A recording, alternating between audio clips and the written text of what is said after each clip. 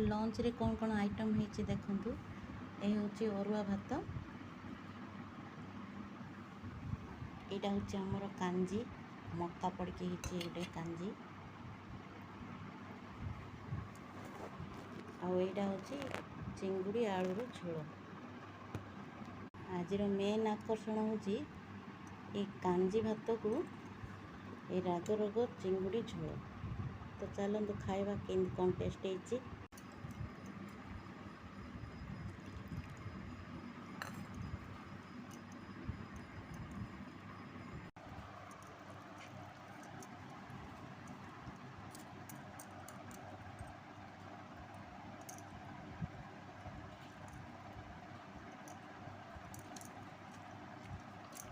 मक्का खाया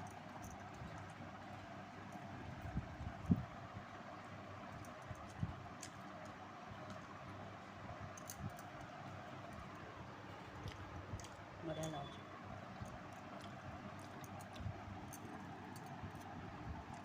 झोल या बढ़िया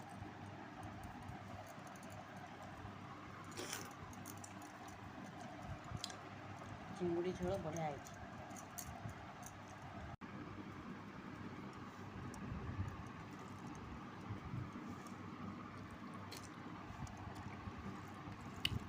आपण मैंने केवे मक्का कांजी करछंदी?